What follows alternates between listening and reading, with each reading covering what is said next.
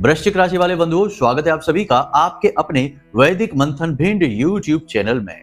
तो वृश्चिक राशि वालों, इस पूरे मार्च के महीने में यह एक चीज भूल कर भी किसी को मत दे देना। यदि आपने ऐसी भूल की और इस एक चीज को जाने में या अनजाने में किसी को यूं ही दे दी, चाहे दान में दे दी हो चाहे प्रयोग में दे दी हो, तो आपको बहुत ज्यादा नुकसान उठाना पड़ेगा। बनते काम बिगड़ जाएंगे और जीवन में जो मुसीबतें परेशानियां हैं वे और अधिक बढ़ जाएंगी। जी हाँ बंधुओं, यह जो राशिफल कार्यक्रम है यह विशेष तौर पर आपकी राशि के लिए, आपके जीवन के लिए तैयार किया गया है, क्योंकि हम जानते हैं कि आपके जीवन में मुसीबतों और परेशानियों की कोई कमी नहीं है। ना केवल परेशानियां हैं, मुसीबतें हैं, बल्कि कुछ चिंताएं हैं, भविष्य को लेकर डर हैं, आशंकाएं हैं और एक ऐसी बात है जो आप किसी से कह नहीं पा रहे हैं, लेकिन दिल ही दिल में यह बात आपको खाई जा रही है।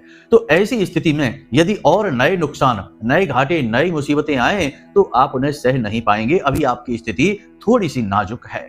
जी हाँ, वैसे आप अंदर से बहुत आत्मविश्वासी हैं, ऊर्जा से भरे हुए रहते हैं। सकारात्मक ऊर्जा आपके अंदर, हृदय से, अंतर मन से निकल कर आती है। बाहर की परिस्थितियां कितनी ही नकारात्मक क्यों ना हो, लेकिन आपके अंदर लड़ने का जज्बा है, मुसीबतों से बाहर निकलने का हुनर है। और सबसे बड़ी बात कि आप अपना दुखड़ा, अपना रोना दुनिया के सामने नहीं रोते हैं। लेकिन इन सब के बावजूद भी कहीं ना कहीं अंदर ही अंदर अब आप टूट चुके हैं। मन ही मन में आप उम्मीद हार चुके हैं। कहीं ना कहीं निराशा अब आपके ऊपर हावी होती जा रही है। जी हाँ बंधुओं, हम लंबे समय से आपकी राशि का, आपकी कुंडली का अध्ययन करते चले आ रहे हैं, इसलिए आपके जीवन में क्या घटित हो रहा है इस बात का काफी हद तक हमको पहले से अंदाजा रहता है।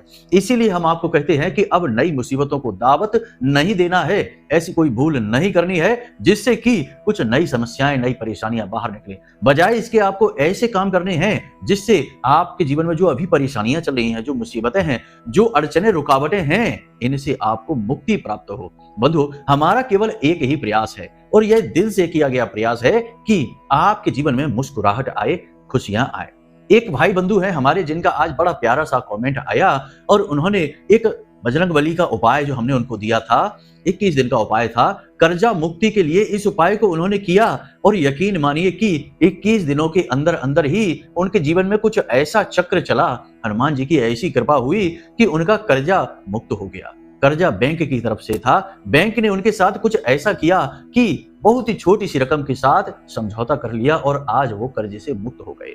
जो कि दिन रात इसी टेंशन में रहते थे कि कैसे यह कर्जा चुकेगा, और जब कर्जा ही नहीं चुका पाएंगे तो जीवन में आगे कुछ नया बड़ा कैसे करेंगे। तो भगवान ने उनका साथ दिया और उन्हें कर्जे से मुक्त किया। तो कहने का मतलब यह है कि हम जो भी उपाय, क्रियाएं बताते हैं वे इतनी वास्तविक होती हैं, इतनी सच्ची होती हैं और देवी देवताओं से इतनी गहराई से जुड़ी हुई होती हैं कि उन्हें जो भी सच्चे मन से एक बार कर लेता है उसका तो उद्धार निश्चित है ही। बंधु, बस इसी प्रयास में हम लगे रहते हैं। इसीलिए हम आपको पल प्रतिपल, हर समय एक नया कार्यक्रम, एक नई चेतावनी, एक नया ज्ञान लेकर आते रहते हैं ताकि आप कोई नई मुसीबत में फिर से ना फंस जाएं, टेंशन में ना आ जाएं। मुसीबतों में ही पड़े रहेंगे तो उद्धार कैसे होगा, खुशियां कैसे आएंगी। तो पहले इन सब झंझटों से छुटकारा प्राप्त करिए, फिर आगे बढ़िए। तो बस बंधुओं, आज के इस कार्यक्रम में हम आपको यही बताने जा रहे हैं कि इस एक चीज को आपको भूल कर भी किसी को नहीं देना है। यह बेहद महत्वपूर्ण है, बहुमूल्य है और कुछ जरूरी, बेहद शक्तिशाली ग्रह नक्षत्रों से इस चीज का नाता है। कौन सी है यह एक चीज, और इसी के साथ साथ हम आपको न केवल इस चीज के विषय में बताएंगे बल्कि हम आपको कुछ छोटे छोटे ऐसे क्रिया, ऐसे उपाय या यूं कहें कि ज्योतिष की ट्रिक बताएंगे जिनसे आप जगह जगह से सकारात्मक ऊर्जा को अपनी ओर आकर्षित करेंगे, अपने बिजनेस से सकारात्मक ऊर्जा को, अपने दोस्तों से, अपने रिश्तेदारों से, अपने परिवार से, यहाँ तक कि आपके शत्रुओं तक से आपको पॉजिटिव एनर्जी मिलेगी और नेगेटिव एनर्जी आपके चारों तरफ जो एकत्रित हो चुकी है वह आपको छोड़कर भाग जाएगी। बंधु, ये छोटी छोटी बातें बड़ा गहरा प्रभाव डालती हैं। कोई भी एक बड़ी क्रिया कर लेने से शायद उसका असर हो या ना हो, लेकिन छोटी छोटी 10 तरीके की क्रियाएं या यूं कहें कि जीवन शैली में बदलाव करने से बहुत बड़े बदलाव हमने जीवन में लोगों के आते हुए देखे हैं। तो बस इन बातों को बारीकी से समझना बहुत जरूरी है। आज के इस कार्यक्रम में हम इसी प्रकार की चर्चाएं करने वाले हैं।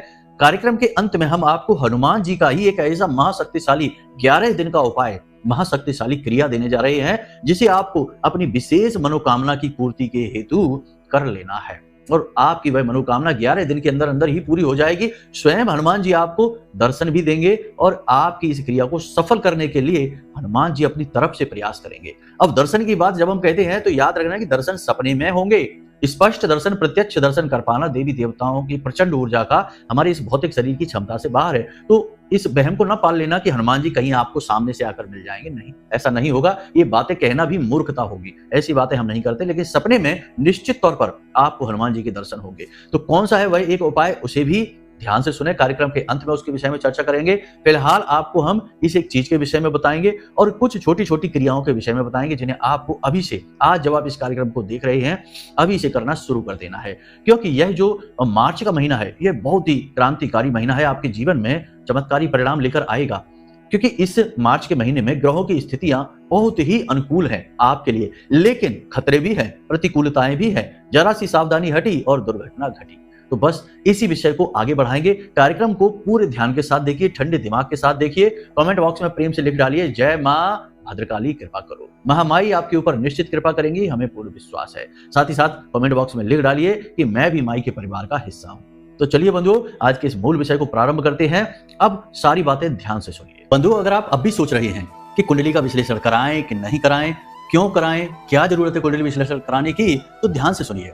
आप इस समय 3 तरीके की स्थितियों में फंसे हुए हैं। एक स्थिति तो यह है कि आपके ऊपर बहुत कर्जा है, व्यापार चल नहीं रहा है, घर में भी क्लेश रहता है, रिश्ते नातों में भी उथल पुथल मची हुई है। तो अब इस स्थिति में आप कैसे फंसे? कोई ना कोई ग्रह था जिसने परेशान किया, तो इससे बाहर निकलने का मार्ग क्या है? कुंडली में छुपा हुआ है, इसलिए कराइए। दूसरा कि आप कुछ जीवन में करना चाहते हैं, निर्णय ले नहीं पा रहे हैं, समझ में आ नहीं रहा है कि क्या करें क्या ना करें, तो इस स्थिति में श्रेष्ठ मार्गदर्शन कौन करेगा? आपके ग्रह, आपकी कुंडली। तीसरा कि आपकी जिंदगी में आपने सब कुछ हासिल कर लिया है, कामयाबी भी हासिल कर ली है, रिश्ते नातों में भी सुख शांति है, परंतु आपके मन में एक बेचैनी है, क्योंकि अब तक शायद आपने वह हासिल नहीं कर पाया जिसके लिए आपका जन्म इस धरती पर हुआ था। यानी कि अपने सही उद्देश्य को आप अब तक हासिल नहीं कर पाए हैं। तो वह उद्देश्य क्या है, क्यों आप इस धरती में, इस संसार में आए हैं, उस उद्देश्य को जानना है। इसको जानने के लिए आपको कुंडली दिखानी है। तो आपके जीवन में जो भी परिस्थितियां हैं, इन परिस्थितियों के सही कारण और उनके निवारण को केवल आपकी कुंडली बता सकती है, इसलिए आपको कुंडली दिखानी है। तो बस अगर आप ऐसी परिस्थितियों में हैं, तो नंबर हमने वीडियो में दे रखे हैं। किसी भी नंबर पर 10 बजे से 4 बजे के बीच फोन लगाइए। छोटी सी दक्षिणा देने के बाद अपनी कुंडली का श्रेष्ठतम आकलन करा लीजिए। जय माई की। ज्योतिष का एक बड़ा ही गोल्डन रूल है, या यूं कहें कि सुनहरा नियम है, जिसे कभी भूलना नहीं चाहिए। कोई भी ज्योतिष आचार्य इस नियम को हर एक जातक को जरूर बताता है और खुद भी नहीं भूलता है। यह नियम यह है कि जो ग्रह आपके लिए पॉजिटिव है, उस ग्रह से जुड़ी चीज कभी किसी को दान नहीं करते हैं, या जिस ग्रह से हम पॉजिटिव एनर्जी को चाहते हैं कि यह ग्रह हमें लाभ पहुंचाए, मानकर चलिए कि शनिदेव से जुड़ी हुई पॉजिटिव एनर्जी हम चाहते हैं, तो शनिदेव से जुड़ी हुई चीज कभी हम किसी को नहीं देंगे। याद रखना, यहां पर हम दान करने की बात नहीं कर रहे हैं। दान मंदिर में किया जाना बहुत ही शुभ होता है, इससे एनर्जी पॉजिटिव जो होती है ग्रह की, वो कई गुना बढ़ जाती है। लेकिन हम उसकी बात नहीं कर रहे, हम यूं ही लेन देन की बात कर रहे हैं। किसी को ऐसे ही चीज दे दी प्रयोग के लिए, या यूं ही दान में दे दी बाहर, मंदिर के बाहर। मंदिर के बाहर किया गया दान असल में शुद्ध दान का स्वरूप नहीं है, वह इंसानियत है। वह आपके पुण्य कर्म को बढ़ाएगा, लेकिन वह ईश्वर की कृपा आप तक नहीं लेकर आएगा। जी हाँ बंधुओं, ये कड़वा सच है, लोग इसे नहीं समझते हैं। इसीलिए दान को धर्म से जोड़ा जाता है। धर्म यानी कि धर्म स्थल, देवी देवताओं के समक्ष दान को जब किया जाता है तो देवता प्रसन्न होते हैं, और जब देवता प्रसन्न होता है तो वह आपको वो सब कुछ लाकर देता है जिसके लिए आप तड़प रहे हैं, जिसके लिए आप प्रयास कर रहे हैं। इसीलिए आपने देखा होगा कि पुराने जमाने में भी राजा महाराजा हो, चाहे कोई अमीर धनाढ्य व्यक्ति हो, जब भी वह दान करता था तो मंदिर में ही दान होता था, मंदिर प्रांगण में ही दान का कर्म किया जाता था। यूं ही सड़क चलते किसी को दान नहीं किया जाता था। भिखारी भी मंदिरों के बाहर ही एकत्रित होते थे और वहां पर दान प्राप्त करते थे। अब तो जगह जगह सड़क किनारे भिखारी बैठे दिखाई दे जाते हैं, लोग उनको दे भी देते हैं। आप भी दे दीजिए, हम नहीं मना करते कि ना दीजिए, आप भी उनको दीजिए चीजें। इंसानियत के लिहाज से अच्छा है, आपका पुण्य का कर्म मजबूत होता है, और जब आपकी कर्म शक्ति प्रबल होगी तो आपकी क्रिया शक्ति भी प्रबल होगी। कहीं ना कहीं यह आपको लाभ अवश्य पहुंचाएगा। इसे आप ऐसे समझ लीजिए कि यदि आपने किसी को 10 रुपए दान दे दिए यूं ही सड़क के किनारे, या 20 रुपए दे दिए, तो कल को आपको 10-20 हजार का फायदा हो जाएगा। ये इस क्रिया के खिलाफ प्रतिक्रिया है, इस प्रकार से यह चलता है। लेकिन ईश्वर का इससे कोई विशेष लेना देना नहीं है। जी हाँ बंधुओं, यह प्रचार का भी माध्यम है। आजकल लोगों को हम देखते हैं कि तरह तरह के सोशल मीडिया पर इस तरीके के वीडियो फोटो बनाकर डालते हैं कि सड़क पर यूं ही किसी गरीब को कुछ दे रहे हैं और डाल रहे हैं। ये भी चल रहा है, सब कुछ चल रहा है आज के युग में, तो इसकी बात नहीं करते हैं। फिलहाल किसी ग्रह से जुड़ी, यदि आपको पॉजिटिव एनर्जी चाहिए तो उससे जुड़ी चीज किसी को नहीं देते। कोई ग्रह आपके लिए पॉजिटिव है तो उससे जुड़ी चीज कभी किसी को नहीं देते। कोई ग्रह यदि आपके लिए नेगेटिव है तो उससे जुड़ी चीजें जरूर किसी को देते हैं। यूं ही प्रयोग के लिए, दान के लिए नहीं, यूं ही प्रयोग के लिए दे देते हैं। इससे उस ग्रह की जो नेगेटिव एनर्जी है वह आपको नहीं, सामने वाले व्यक्ति पर ट्रांसफर हो जाती है। सुनने में यह बात थोड़ी कड़वी लग सकती है, लेकिन यह बात सत्य है और ऐसे ही काम किए जाते हैं। आपने देखा होगा कि लोग अपने फटे पुराने जूते यूं ही चौराहों पर रखे छोड़ाते हैं। शनिदेव का उपाय है, यह छोटी सी क्रिया है। उन जूतों को कोई गरीब भिखारी पहनेगा तो वो तो पहले से ही गरीब है, भिखारी है, उसका भला क्या बिगड़ेगा। लेकिन आपके ऊपर से शनिदेव की कुदृष्टि जो है, वक्री दृष्टि है, वह समाप्त हो जाएगी। तो बस इसी गोल्डन रूल को आज के इस कार्यक्रम में हम बताने जा रहे हैं। बंधु, अब ध्यान से सुनिए। ग्रहमाला में सबसे शक्तिशाली ग्रह शनि है, दूसरा सबसे शक्तिशाली ग्रह है राहु। लेकिन अब यहाँ पर देखने वाली बात यह है कि ग्रहों के राजा सूर्य देवता को सबसे शक्तिशाली होना चाहिए। सूर्य देवता हैं भी सबसे शक्तिशाली, लेकिन यहाँ पर शक्ति से आप समझिए कि सूर्य देवता देवता हैं। वे किसी पर कृपा करते हैं, किसी की हानि नहीं करते, किसी को प्रताड़ित नहीं करते हैं, किसी को इस हद तक नीचा नहीं दिखाते कि वह बहुत ही खतरनाक फैसले लेने पर या यूं कहें कि आत्मघाती फैसले लेने पर मजबूर हो जाए। लेकिन शनि और राहु ऐसे ग्रह हैं जो यदि किसी के ऊपर कुदृष्टि डाल दें, किसी को बर्बाद करने के बारे में विचार कर लें, तो उसे इस हद तक बर्बाद करते हैं कि वह आत्मघाती हो जाता है। जी हाँ बंधुओं, इसलिए इन्हें सबसे खतरनाक ग्रह कहा जाता है, सबसे शक्तिशाली ग्रह भी हैं। तो बस आज का यह कार्यक्रम इन्हीं ग्रहों को ध्यान में रखकर है, क्योंकि बंधुओं ध्यान से समझिए, 14 मार्च को सूर्य देवता राहु के साथ युति बना लेंगे।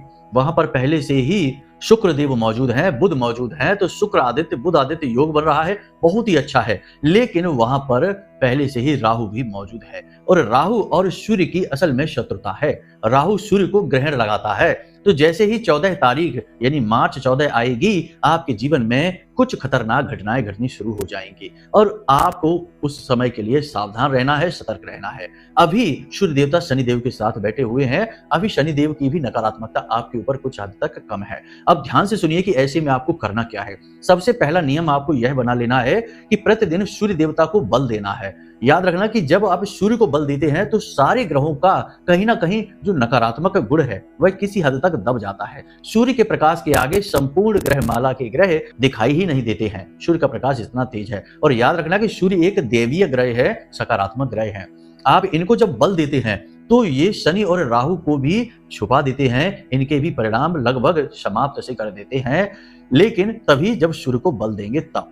इसका मतलब यह हुआ कि जैसे दोपहर का सूर्य आपने देखा, दोपहर के समय का सूर्य कितना शक्तिशाली होता है, चारों तरफ प्रकाश ही प्रकाश होता है। तो न सूर्य के प्रकाश में चंद्रमा दिखता है, ना कोई अन्य ग्रह या तारे दिखाई देते हैं। लेकिन जैसे जैसे सूर्य ढलता है, शाम का समय होता है या फिर रात्रि का समय आता है, गोधूली की अवस्था होती है, उस समय सितारे धीरे धीरे दिखाई देने शुरू हो जाते हैं। यानी कि सूर्य कमजोर होगा तो अन्य ग्रहों का, जो नकारात्मक ग्रह हैं, उनका भी बल बढ़ेगा और जो अन्य सौम्य ग्रह हैं उनका भी बल बढ़ेगा। तो कहने का मतलब यह है कि हम कोशिश कर रहे हैं कि नकारात्मक ग्रहों का बल कम किया जाए। तो इसका एकमात्र उपाय यह है कि सूर्य को बल दिया जाए। अब सूर्य को बल देने का सबसे सरल तरीका है एक ही, कि सूर्य को अर्घ दिया जाए। प्राचीन काल से यह परंपरा हमारे हर एक हिंदू के घर में देखी जाती थी, लेकिन अब तो इन परंपराओं का जो दैवीय गुण थे उनका धीरे धीरे लोप होता जा रहा है। लोग आधुनिकता की दौड़ में अपनी जड़ों को ही खोते चले जा रहे हैं, हवा में उड़ते जा रहे हैं, फिर धड़ाम से नीचे गिरते हैं और रोते फिरते हैं कि क्या करें, जीवन में बर्बादी ही बर्बादी आ गई। खैर, इन सब बातों को छोड़िए, चलिए तो सबसे पहला काम आपको सूर्य को अर्घ देना है। आज आप जब इस कार्यक्रम को देख रहे हैं तभी से, यानी कि अगले दिन से ही आप यह नियम बना लीजिए कि आप प्रतिदिन सूर्योदय से पहले जागेंगे। जैसे ही आप सूर्योदय से पहले जागते हैं, सूर्य देवता मुस्कुराते हैं, प्रसन्न होते हैं, अपनी कृपा तुरंत आपके ऊपर देते हैं। और सूर्य उदय से पहले जब आप जागेंगे तो स्नान आदि करने के बाद सीधे आपको एक लोटा में जल लेना है। सूर्य के उदय होने के बाद, सूर्योदय से पहले ही सूर्य देवता को अर्घ मत दे देना, वरना यह अनिष्टकारी होता है, इससे दोष उत्पन्न होता है। तो आपको सूर्य देवता के उदय होने का इंतजार करना है। जब सूर्य देवता उदित होते हैं उस समय बाल्यावस्था में होते हैं, तो सूर्योदय होने के 10 से 15 मिनट के अंदर अंदर जो अर्घ दिया जाता है वह सूर्य देवता पूर्ण रूप से ग्रहण कर लेते हैं। फिर धीरे धीरे उनका तेज बढ़ता है, तो हम देखते हैं कि कुछ लोग तो 10, 11, 12 बजे भी सूर्य देवता को अर्घ देने में लगे रहते हैं। यह दोषपूर्ण होता है, उस समय सूर्य देवता को अर्घ नहीं दिया जाता, इससे आपके जीवन में नकारात्मकता आती है। देखिए, हर एक नियम का एक विधान है। ये नियम क्यों बने हैं, इन नियमों के पीछे कारण है।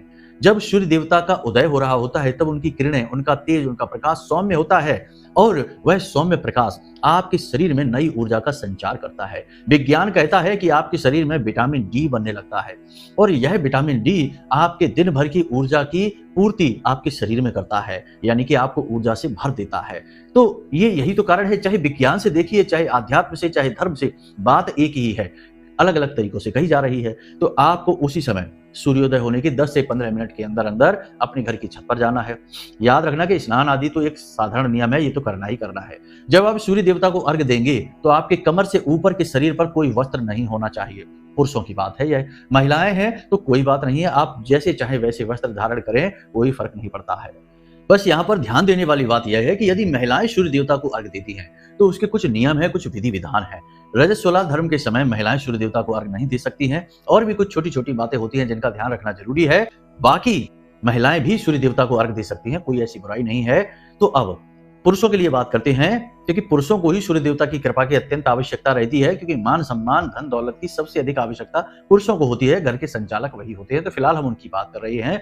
तो आपको ऊपर के शरीर पर वस्त्र नहीं होने चाहिए, सिर पर कपड़ा अवश्य होना चाहिए। और सबसे बड़ी बात कि आप जो लोटा आप लेकर जा रहे हैं वह तांबे का होना चाहिए और उस लोटे में जो जल आपने डाला है उस जल में थोड़ी सी मिश्री, कुछ भी यानी मीठा डाल सकते हैं, मिश्री डाल सकते हैं। यदि आपको जल्दी से जल्दी सूर्य देवता की कृपा चाहिए, धन लाभ चाहिए, नौकरी या काम धंधे व्यापार में जबरदस्त तरक्की चाहिए, तो आप उस जल में थोड़ा सा शहद मिला सकते हैं और एक लाल रंग का पुष्प डालें, थोड़ी सी चावल और थोड़े से काले तिल डालें और इसके बाद आप सूर्य देवता को अर्घ दीजिए। सूर्य देवता को अर्घ देने का बड़ा ही सरल तरीका है। हमारा जो लोटा होता है वह हमारे सिर के ऊपर जाता है और हम उसी जल में से, जल की धारा में से सूर्य देवता के दर्शन करने की कोशिश करते हैं। ओम घृणी सूर्याय नमः, इस मंत्र का कम से कम 11 बार आपको जाप भी करना होता है। इस प्रकार सूर्य देवता को आप अर्घ देंगे, सूर्य देवता आपसे तुरंत प्रसन्न हो जाएंगे और आप देखेंगे कि इस मार्च के महीने में सूर्य देवता को जब हम बलवान करेंगे, बलि करेंगे, तो राहु के नकारात्मक परिणाम दब जाएंगे। शनि तो पहले से ही दबे हुए हैं, क्योंकि शनि के साथ बैठे हैं सूर्य देव, शनि के ही घर में, तो शनि तो पहले से ही दबे हुए हैं। इसी के बाद जो 14 तारीख के बाद यानी 14 मार्च के बाद सूर्य देवता राहु के साथ जा रहे हैं, वहां कुछ शुभ ग्रहों के साथ में शुभ योग बना रहे हैं, परंतु राहु की वजह से जो नकारात्मकता आ सकती है, यानी आपके अरमान टूट सकते हैं, आपकी योजनाएं खराब हो सकती हैं, बनते काम बिगड़ सकते हैं, खास तौर से सरकारी या नौकरी से जुड़े हुए लोगों के काम बिगड़ सकते हैं, तो उनके लिए ये क्रिया बहुत अधिक आवश्यक है। सूर्य देवता को विशेष क्रियाओं के अनुसार अर्घ देना। अब सबसे महत्वपूर्ण बात कि सूर्य देवता को जो अर्घ देते हैं उससे जो जल की धारा नीचे गिरती है उससे जमीन पर नहीं गिरना चाहिए और उसके छींटे आपके ऊपर नहीं आने चाहिए। तो अब इसके लिए आप क्या करें कि कोई एक पौधा नीचे रख लें और उस पौधे पर वह जल गिरना चाहिए।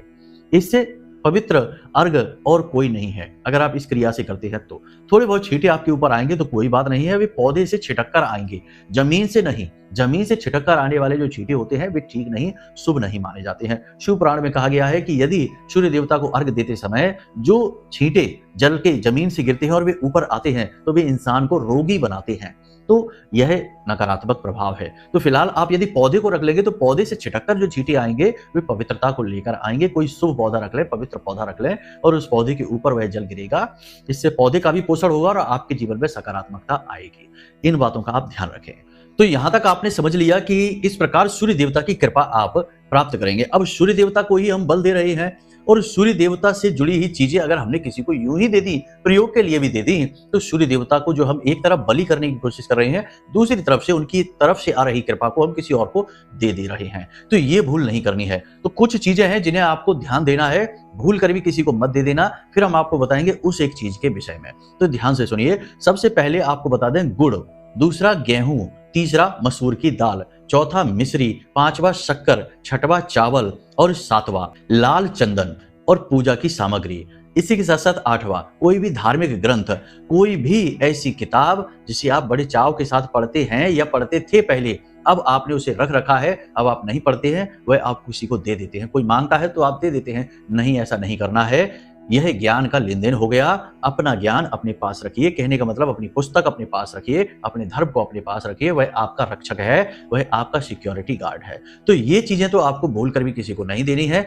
लेकिन इन सब चीजों को आप मंदिर में जाकर दान अवश्य कर सकते हैं। किसी भी मंदिर में जाकर आप दान कर सकते हैं, चाहे हनुमान जी के मंदिर में कर दें, चाहे भोले बाबा के मंदिर में जाकर दान कर दें, किसी भी दिन जाकर दान कर दें। देवी देवता का जो भी दिन होता है, जैसे कि सोमवार के दिन भोले बाबा के मंदिर में जाकर दान कर दें, मंगलवार के दिन या शनिवार के दिन हनुमान जी के मंदिर में जाकर दान कर दें। इन चीजों को तो बहुत लाभ मिलेगा आपको सूर्य देवता को बलि बनाने में, साथ ही साथ सूर्य देवता की विशेष कृपा आप तक पहुंच ही जाएगी। अब एक छोटी सी बात कि यदि आपको राहु की सकारात्मक परिणाम चाहिए और चाहते हैं आपके पूरे महीने राहु आपको प्रताड़ित ना करे, क्योंकि राहु का इस समय पूरा नियंत्रण चल रहा है आपकी कुंडली, आपकी राशि पर। राहु ने ऐसे ऐसे ग्रहों को अपने साथ ले रखा है, कब्जा कर रखा है, जो आपके जीवन में बहुत बड़ा योगदान करते हैं, महत्व रखते हैं। तो आपको यहाँ पर एक बात का ध्यान रखना होगा कि राहु से जुड़ी हुई चीजें आप किसी को दे सकते हैं, मंदिर में दान नहीं दे सकते हैं किसी को भी। कोई भी व्यक्ति हो सकता है, उसकी हानि नहीं होगी, परंतु आपके साथ राहु का बर्ताव पॉजिटिव हो जाएगा। आप कोई घड़ी किसी को दे सकते हैं, आप कोई इलेक्ट्रॉनिक सामान किसी को दे सकते हैं। अगर आप किसी बच्चे को ये चीजें देते हैं तो अति उत्तम रहेगा, क्योंकि बच्चों की जो एनर्जी होती है वह बहुत ही प्योर होती है, बहुत ही पॉजिटिव होती है। और कोई भी नकारात्मक ग्रह की जुड़ी हुई चीज यदि आप किसी बच्चे को दे देते हैं तो बच्चे का कोई अहित नहीं होगा, बच्चे के जीवन में तो खुशियां आ जाएंगी, लेकिन आपके जीवन से उस ग्रह की नकारात्मक ऊर्जा समाप्त हो जाएगी। याद रखना है कि हम यहाँ कोई तांत्रिक क्रिया की बात नहीं कर रहे कि हम अपनी मुसीबत किसी और को दे रहे हैं, नहीं, ऐसा नहीं है। जब हम ग्रह से जुड़ी हुई चीज किसी को देते हैं तो ग्रह प्रसन्न होता है, खुश होता है। नकारात्मक ग्रह यदि है, जैसे राहु की बात करें या शनि की बात करें, तो ये मुस्कुराते हैं, प्रसन्न होते हैं और अपनी कृपा और अधिक जातक के ऊपर बरसाते हैं। पॉजिटिव एनर्जी की बात हो रही है यहाँ पर, तो इसमें डरने की आवश्यकता नहीं है कि आप कह रहे हैं गुरुजी की बच्चे को दे दो, बच्चे की हानि हो जाएगी। नहीं, यहाँ हानि किसी की भी नहीं होगी। बस यहाँ पर यह होगा कि आपकी हानि जो होने वाली होगी इन एक ग्रहों की वजह से, वो रुक जाएगी जहां की तहां। जी हाँ बंधुओं, तो अब ध्यान से सुनिए, हम आपको बताने जा रहे हैं उस एक चीज के विषय में। वह एक चीज क्या है? वह एक चीज है घड़ी। जी हाँ बंधुओं, घड़ी चाहे कैसी भी हो, वैसे तो घड़ी का संबंध राहु से होता है, परंतु घड़ी का संबंध सूर्य से भी है। सूर्य से कैसे है? क्योंकि घड़ी समय बताती है और सूर्य देवता का भी काम समय के अनुसार चलना है। आप सूर्य की तरफ देखकर यह अंदाजा लगाते हैं कि कितना समय बचा है, तो ज्योतिष शास्त्र में सूर्य देवता समय के सूचक भी हैं। इसलिए अपनी घड़ी, अपना कैलेंडर किसी को भी प्रयोग के लिए भी मत दे देना, वरना मुसीबत में आ जाएंगे। तो अब ध्यान से सुनिए, हम आपको बताने जा रहे हैं उस एक चीज के विषय में जिसे आपको इस पूरे मार्च के महीने में भूल कर भी किसी को नहीं देना है। जी हाँ बंधुओं, वह एक चीज है इत्र। इत्र का क्या है? इत्र शुक्र है, आपके घर की लक्ष्मी है और इत्र का लेन देन आज के समय में बहुत होता है। लोग बहुत ज्यादा इत्र को फैशन के तौर पर, गिफ्ट के तौर पर लेन देन करते हैं, लेकिन आपको किसी को भी नहीं देना है, ना ही उपहार के तौर पर और ना ही यूं ही किसी को प्रयोग करने के लिए। अपना परफ्यूम, अपना इत्र आपको छुपा कर रखना है, किसी को भी नहीं देना है। और एक सबसे अच्छी बात कि आप एक छोटी सी क्रिया कर सकते हैं जिससे देवता आपसे बहुत जल्दी प्रसन्न हो जाएंगे, कि आप बाजार से इस मार्च के महीने में एक परफ्यूम या इत्र की डिब्बी लेकर आएं। याद रखें कि परफ्यूम वो न लाएं जिसमें अल्कोहल होता है। अल्कोहल एक नकारात्मक मादक पदार्थ है, इसे नहीं लाना है आपको। तो अल्कोहल नहीं लेकर आएं, बिना अल्कोहल वाला परफ्यूम लेकर आएं, इसीलिए हम इत्र कहते हैं। तो इत्र को आप लेकर आएं और उसे लेकर सीधे भगवान को अर्पित करें। अपने घर की पूजा घर में रख सकते हैं या फिर मंदिर में जाकर भगवान के चरणों में रख सकते हैं, और कुछ समय उसे भगवान के चरणों में रखा रहने के बाद उसे लाकर अपने घर पर रख लें। और जब आप घर से बाहर निकलें तो उस इत्र को 3 जगह पर लगाएं। जी हाँ बंधुओं, 3 जगह पर। इन 3 जगहों पर माता लक्ष्मी का वास माना गया है। आपका काम बनेगा ही बनेगा, पैसे का आगमन आपके जीवन में होगा ही होगा, और सबसे बड़ी बात कि आपको मानसिक शांति और सुकून मिलेगी ही मिलेगी। तो क्या करना है आपको कि पहले तो आपको इत्र यहाँ लगाना है, अंगूठे से नीचे जो शुक्र पर्वत होता है यहाँ पर इत्र को लगाना है और ऐसे करके इसे मलना है। यह अपने शुक्र पर्वत को सक्रिय करने की बात हो गई। तो एक तो इत्र आपको यहाँ लगाना है, दूसरा इत्र आपको यहाँ लगाना है, यहाँ अपने गले पर। यहाँ बुध का वास होता है, इससे नारायण लक्ष्मी योग बनता है। शुक्र माता लक्ष्मी है और बुध नारायण है, तो अपने गले पर यहाँ इत्र लगाना है। और तीसरा अपनी नाभि में इत्र लगाना है। नाभि में स्वयं नारायण का वास होता है, यानी यहाँ भी माता लक्ष्मी और नारायण का मिलन हो जाएगा। तो इन 3 जगहों पर इत्र को अवश्य लगाएं। थोड़ा थोड़ा ही लगाएं और उसके बाद आप काम पर निकल जाएं, आपका काम बनेगा। याद रखना कि इत्र, परफ्यूम किसी को भी नहीं देना है, ना ही उपहार में, ना ही यूं ही प्रयोग करने के लिए। हम बार बार इस बात को कह रहे हैं क्योंकि हम देखते हैं कि आज के समय में लोग परफ्यूम को गिफ्ट के तौर पर बहुत ज्यादा प्रयोग करते हैं, तो इसे आपको नहीं करना है। अब हनुमान जी का वह जो उपाय क्रिया है, कार्यक्रम लंबा हो चुका है तो इस कार्यक्रम में नहीं, अगले दिन के कार्यक्रम में हम हनुमान जी की वह क्रिया आपको अवश्य बताएंगे 11 दिन वाली, तो कार्यक्रम अगला अवश्य देखें। आपके लिए वह कार्यक्रम बेहद ज्ञानवर्धक रहेगा और कोई भी आपकी एक बहुत बड़ी इच्छा मनोकामना को चुटकियों में पूरी करने वाला रहेगा। तो चलिए बंधु, आज के इस कार्यक्रम को यहीं पर विराम देते हैं। जो बातें हमने आपको बताई हैं उन बातों को याद रखना, ये बातें आपको भारी मुसीबतों में पड़ने से बचा सकती हैं। तो चलिए बंधु, कार्यक्रम को यहीं विराम देते हैं। यदि कोई मन में प्रश्न उठे तो हमने नंबर वीडियो में दे रखे हैं, इन नंबरों पर फोन करिए, जानकारी प्राप्त करिए। कुंडली विश्लेषण कराना है तो उसके लिए भी आप फोन कर सकते हैं। किन्हीं अन्य जगहों से नंबर लेकर फोन करने की जरूरत नहीं है, इन्हीं नंबरों पर बात करनी है। तो इसी के साथ साथ एक ही निवेदन है कि हमेशा हंसते रहिए, मुस्कुराते रहिए, सकारात्मक रहिए और महामाई पर अपनी आस्था और विश्वास बनाकर रखिए, क्योंकि आपका उद्धार वहीं से होना है। तो चलिए प्रेम से बोलिए, जय माई की। महामाई आपका कल्याण करेंगी।